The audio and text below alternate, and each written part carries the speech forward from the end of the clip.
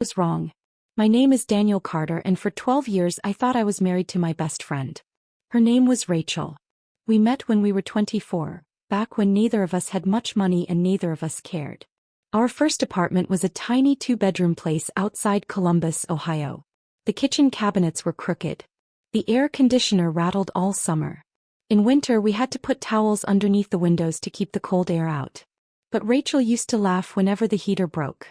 "We're poor," she'd say, wrapping herself in a blanket. "At least we're poor together." I loved that woman. I worked long hours at a small commercial construction company while Rachel built her career in marketing. We saved for vacations. We skipped expensive restaurants. We celebrated birthdays with homemade cakes. When Rachel got promoted, I was the first person she called.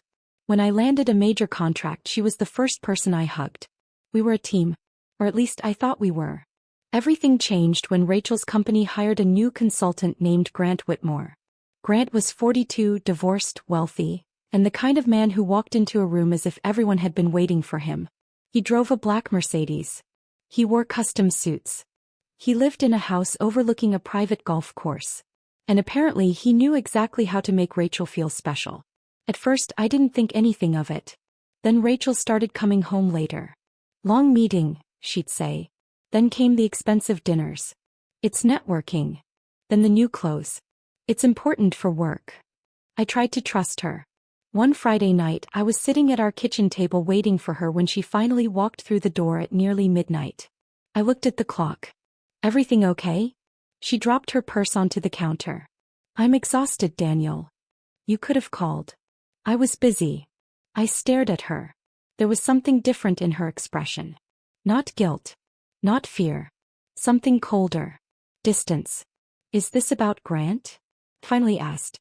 Rachel froze. Only for a second. Then she laughed. "Seriously. You've been spending a lot of time together. Because he's a client. He's more than that." Her face hardened. "You know what your problem is?" I waited. "You're insecure." That word hurt more than I expected. "I trust you," I said quietly. "But I'm not blind." Rachel grabbed a glass of water. "You're always working. You're always tired. You never want to go anywhere. You never surprise me anymore." "I've been working because we're building a life." "Maybe that's your idea of a life." I stared at her. "What does that mean?" She looked away. "I don't know." But she did. I just didn't know it yet. 2 weeks later, Rachel asked me to sit down at the kitchen table. The same table where we'd once planned our honeymoon. She placed a folder in front of me. I didn't touch it. "What is this?" "Divorce papers." For several seconds I couldn't hear anything. The refrigerator hummed. A car passed outside. Somewhere in the house a clock ticked. But Rachel's voice sounded like it was coming from another room. "You're leaving me? I think we both know this marriage hasn't been working. For 12 years. He swallowed. "I've changed." "No," I whispered. "You found someone else." She didn't answer. That was answer enough. I opened the folder. My hands were shaking. "Is it Grant?" Rachel looked directly at me. Yes. There it was. The truth I'd been trying not to believe. I laughed once, but there was nothing funny about it. "He has money." "This isn't about money." "Then why him?" "Because he understands me." That sentence broke something inside me. I had spent 12 years trying to understand her. Apparently I wasn't enough. The divorce moved quickly. Rachel wanted the house. I agreed. He wanted the newer car. I let her have it. He wanted most of the furniture. I didn't fight her. My lawyer asked me one afternoon, "Daniel, are you sure you want to give up this much?" I looked at him. I don't want to spend another year fighting someone who already stopped loving me. So I walked away with less than I deserved. Rachel moved into Grant's mansion before the divorce was even finalized. Then came the photographs. Rachel in designer dresses. Rachel beside a luxury car. Rachel at expensive restaurants. Rachel standing beside Grant at charity events. One picture showed them on a yacht. The caption said, "Sometimes you have to choose the life you were meant for." I stared at that sentence for a long time. Then I deleted the picture. I deleted every picture. I blocked her number. And I made myself a promise. I would never beg Rachel Carter to love me again. For the first few months I barely slept. I rented a small apartment. I worked. exercised. I ate whatever I could make quickly. There were nights when I sat alone in my car after work because going upstairs to an empty apartment felt unbearable. Then something unexpected happened. One of my construction clients, Marcus Bennett, called me. "Daniel, remember the warehouse project we discussed?" "Yes. I need someone to take over the entire development." I laughed. "Marcus, that's way beyond my company." "Then build a company that can handle it." I didn't know it then, but that phone call would change my life. I started my own commercial development firm. At first it was just me and one rented office. Then 2 employees. Then 6. Then 15. I stopped checking Rachel's social media. I stopped wondering what she was doing. And for the first time in years I started thinking about what I wanted. 3 years passed. My company grew faster than I expected. We secured contracts in 3 states. We developed commercial properties. We began working with national retailers. Then one Monday morning my assistant walked into my office holding a folder. "Daniel, we have a problem." I looked up. "What kind?" She placed the folder on my desk. "Whitmore Holdings just submitted a proposal for the same development project we're bidding on."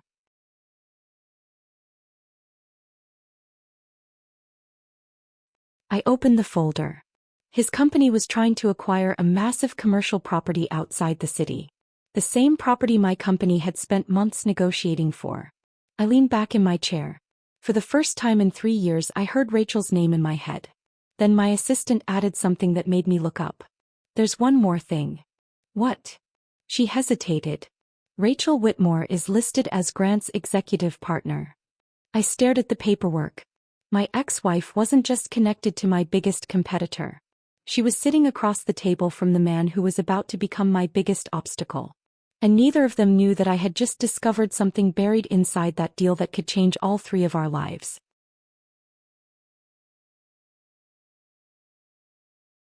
My ex-wife. Executive partner at Grant Whitmore's company. 3 years earlier, I had walked away from our marriage with a suitcase, a broken heart and barely enough money to start over. Now my company was competing against theirs for a development deal worth more than $30 million. And there was something else. Something Grant didn't know I had discovered. I called Marcus Bennett immediately. "Tell me everything you know about Whitmore Holdings." There was a pause. "Why?" "Because they're bidding against us." I heard. "There's something strange about their financing." Marcus sighed. "You noticed it too."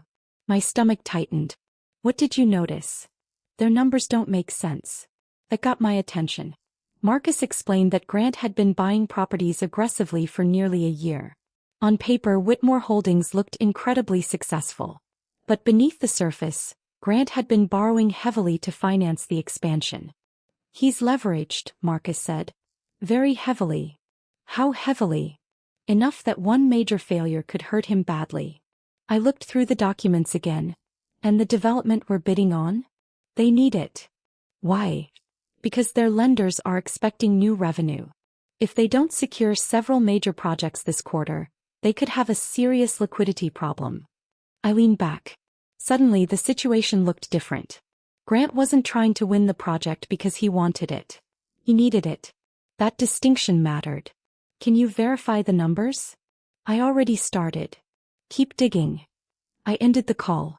For the next several days I didn't tell anyone about my personal connection to Grant.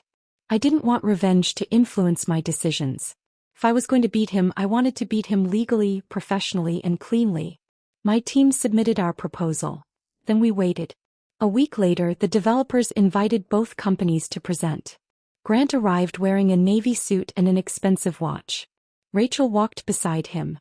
I hadn't seen her in person for almost 3 years. For a moment I forgot how to breathe. She looked different. Still beautiful.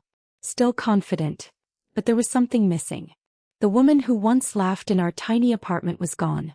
She saw me. Her steps stopped. "Daniel." Grant looked at me. Then back at Rachel. "You know him." Rachel forced a smile.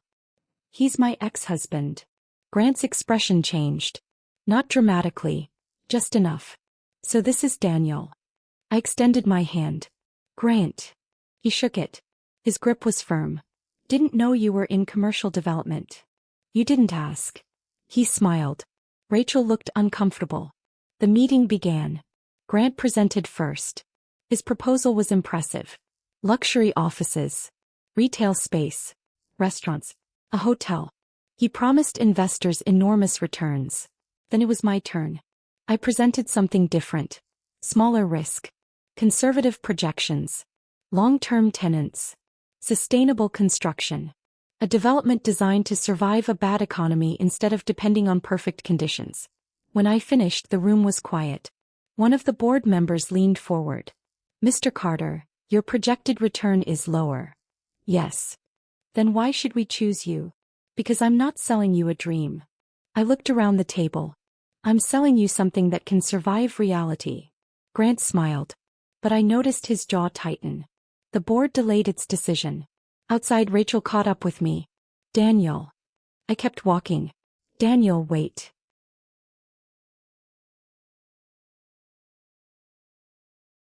"Doing what?" "Building all this." I shrugged. "I had to do something." She looked at me carefully. "You seem different." "I am." She lowered her voice. "I'm sorry." I almost laughed. "For what?" "For how everything ended." I looked at her. "Is that an apology?" "Yes." "Why now?"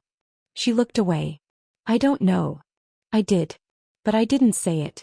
Her life wasn't perfect anymore. I could see it in her face. Before she could say anything else, Grant appeared. "Rachel." She turned. His expression was cold. "We're leaving." Rachel nodded. Then she looked at me one last time. "I hope you get the project." Grant stared at her. I walked away. 2 days later, the board selected my company. Grant lost. But I didn't celebrate. Because Marcus called me that evening with news that changed everything. "Daniel, you need to sit down." "What happened?" "We found the problem." "What problem?" "Grant's financing." I listened. Several of Whitmore Holdings' properties were tied together through complicated loans. If one major property failed, the debt could trigger problems throughout the company. "And there's more," Marcus said. "What?" "Some of the projections they gave investors don't match the actual numbers." "Are you saying fraud?" "I'm saying I wouldn't use that word until the lawyers review everything." I agreed. I wanted nothing to do with anything illegal. But the next morning I received an unexpected call. It was Rachel. I almost ignored it. Then I answered. "Hello." Her voice was trembling. "Daniel, I need to talk to you." "About what?" "Grant." I said nothing. "He's in trouble." "I know." Silence. "You know." "I know his company is heavily leveraged." Rachel exhaled. "Daniel, it's worse than that." She told me Grant had borrowed against nearly everything.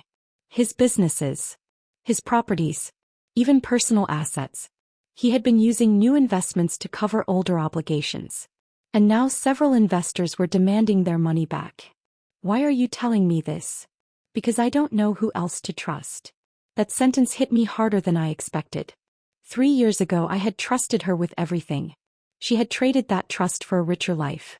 Now she was calling me because her richer life was collapsing. "Rachel, I'm sorry you're going through this. I need your help." I closed my eyes. "What kind of help?" "I want to come home." I didn't answer. "Daniel. You don't have a home here anymore." She began crying. "I know I made a mistake." "You made a choice." "I was wrong." "Yes. Please." I looked out the window of my office. 3 years earlier, I had stood in an empty apartment wondering if my life was over. Now I had employees who depended on me. A company I had built from nothing. A future I actually wanted. And Rachel wanted access to it. "I can't be your escape plan," I said. She cried quietly. "I understand." Then she hung up. I thought that was the end. It wasn't. 3 days later, Grant Whitmore's company missed a major payment. Then another. Within a week, the financial news began reporting trouble at Whitmore Holdings. Investors panicked. Banks demanded explanations. Several properties were frozen. Grant's luxury lifestyle disappeared almost overnight. The mansion went on the market. The cars were repossessed. The yacht was sold. And Rachel? She moved into a small apartment on the other side of town. But Grant wasn't finished. One afternoon he walked into my office without an appointment. My assistant tried to stop him. "He says it's urgent." I told her to let him in. Grant entered wearing a simple suit. No expensive watch. No confident smile. He looked exhausted. He sat across from me. "You won," he said. "This isn't a competition anymore. For you maybe." I watched him carefully. "What do you want?" "My company is being dismantled." I heard. "I need investors." I said nothing. "You have money now." "I have a business." "Same thing." "No." He leaned forward. "Daniel, I'm offering you a partnership." I almost laughed. "With you?" "With Whitmore Holdings." "You don't have Whitmore Holdings anymore." His face tightened. "Not yet." He slid a folder across my desk. I didn't open it. "What is this?" "A proposal." "For what?" "An acquisition." I stared at him. "You want me to buy your company?" "Yes." "Why?" "Because you're the only person who can save it." I finally opened the folder. The numbers were ugly. The liabilities were enormous. But there was one asset inside that caught my attention. A property Grant had acquired years earlier. A property nobody seemed to want. An old manufacturing site near the river. I knew that property. Everyone in the industry knew it. It had been considered worthless for years. But I had recently discovered something about it. A new transportation project had been approved nearby. The land was about to become extremely valuable. Grant didn't know. Or maybe he did.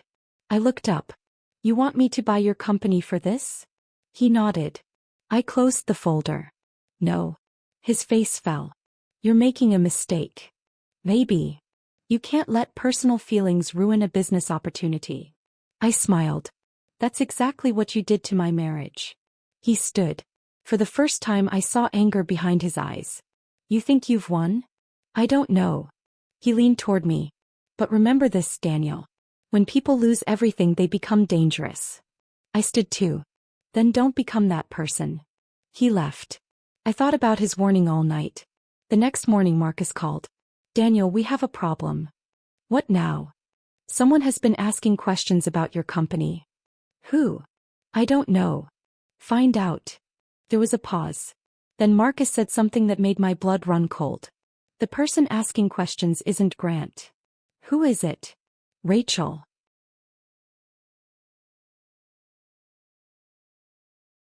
Felt in years. Not anger. Not jealousy. Suspicion. I called Rachel that afternoon. She answered immediately. "Daniel. Why are you asking questions about my company?" Silence. Then she said, "Because I need to know what you're planning." "Planning?" "Grant thinks you're going to destroy him." "I've never tried to destroy anyone." "But you could." I leaned back in my chair. "Rachel, I'm not responsible for Grant's debts." "I know." "I'm not responsible for his decisions." "I know."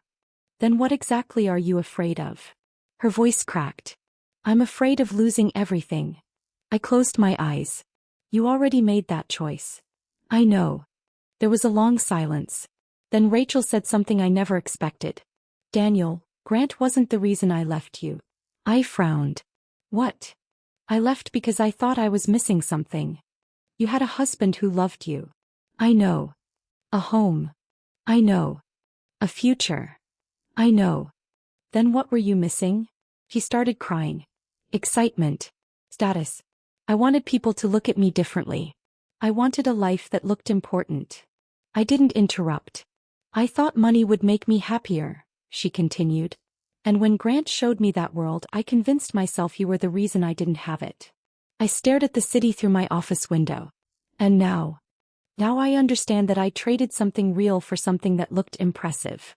For the first time I felt sorry for her. But sympathy wasn't love. And forgiveness wasn't the same thing as reconciliation. "Rachel," I said, "I hope you find peace. But you can't find it by coming back to me." She cried quietly. "I understand." This time when the call ended I didn't feel broken. I felt free. A week later, Grant's company entered formal restructuring. His remaining properties were being sold to pay creditors. One by one the life he had built disappeared. But then something unexpected happened. The old manufacturing property I had noticed earlier suddenly became the center of attention. The Transportation Authority announced that a major logistics corridor would run directly beside it. The property's value exploded. Investors who had ignored it for years suddenly wanted it. And Grant still owned it. I called my attorney. Can we make an offer? We can. Do it. 3 days later, my company acquired the property. Wiggly. Fairly. At market value. No tricks. No threats. No revenge. Just business. That acquisition transformed my company.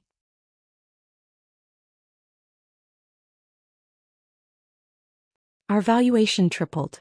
National companies approached us. Then something happened that I never expected. Rachel came to my office. She wasn't wearing designer clothes anymore. No expensive jewelry. No luxury handbag. Just a simple coat and a quiet expression. She stood in the doorway. Can I come in? I nodded. She sat across from me. I heard about the development. You did. It's incredible. Thank you. She looked around the office. You built all of this. We built it. She smiled faintly. You still say we. My employees earned that word. She nodded. Then she reached into her purse and pulled out a small envelope. He placed it on my desk. I opened it. Inside was a photograph. It was old. Very old. Rachel and I were standing outside our first apartment. We were both 24. I was wearing a cheap jacket. She was wearing a sweater with a hole in the sleeve. We were laughing. I looked at the photograph for a long time. I found it while packing, she said. Why give it to me? Because it belongs to you now. I put it down. What do you want, Rachel? She looked directly into my eyes. One chance. I didn't answer. I don't want your money, she said. I don't want your company. I don't even want the life you built. He swallowed. I want the man I lost. I felt a painful ache in my chest. Rachel, that man doesn't exist anymore. I know. And that's what you don't understand. She looked confused. The man you left behind spent years believing he wasn't enough. He thought if he worked harder, earned more, became more successful, maybe you'd come back. I paused. But eventually he realized something. What? He didn't need to become valuable. I looked at her. He needed to stop measuring his value by whether someone else chose him. Rachel wiped away a tear. So there's no chance? I shook my head. No. She closed her eyes. For a moment I thought she might argue. Instead she nodded. I deserved that. You deserved honesty. She stood. At the door she turned around. Daniel. Yes. I really did love you. I believed her. Maybe she had loved me. Maybe she simply didn't understand what love was worth until she lost it. I loved you too, I said. She smiled sadly. Goodbye. Goodbye, Rachel. She walked away. I watched her disappear down the hallway. And surprisingly, I didn't feel victorious. I felt peaceful. A few months later, I received an invitation to a business awards ceremony. My company had been named one of the fastest-growing development firms in the region. When my name was announced, I walked onto the stage. The applause was loud. I looked across the room and saw Marcus standing beside my team. Those people had believed in me when I was still trying to rebuild my life. I accepted the award. Then I looked at the audience. 3 years earlier I had thought losing Rachel meant losing my future. I couldn't have been more wrong. Losing her forced me to discover who I was without her. And that turned out to be worth more than any mansion, yacht, or luxury car. After the ceremony, Marcus handed me a glass of sparkling water. You know what's funny? He said. What? If Rachel had stayed with you, none of this might have happened. I smiled. Maybe. Do you ever wish she had? I thought about the apartment, the broken heater, the cheap furniture, the woman who once laughed beside me under a blanket. Then I thought about everything that came after. No. Marcus raised an eyebrow. Not even once? I shook my head. Some people leave your life because they're meant to. I looked out at the city lights. And sometimes the best revenge isn't watching them lose everything. Marcus waited. I smiled. It's becoming someone who no longer needs them to regret leaving. That night I drove home alone. Not lonely. Alone. There was a difference. I parked outside the house I had eventually bought with my own money. I walked inside. No mansion. No yacht. No glamorous lifestyle. Just a beautiful, quiet home that belonged entirely to me. On the kitchen counter sat the old photograph Rachel had given me. I picked it up one last time. Then I placed it in a drawer. Not because I hated her. Because I was finally ready to stop living in the past. I turned off the kitchen light. And for the first time in years I understood the truth. Rachel thought she had divorced a man who wasn't rich enough. Grant thought he could buy a life that would never fall apart. And I thought losing them meant I had lost everything. We were all wrong. Because money can disappear. Businesses can collapse. People can walk away. But when you finally learn your worth, nobody can take that from you. And that was the one thing Rachel could never divorce me for.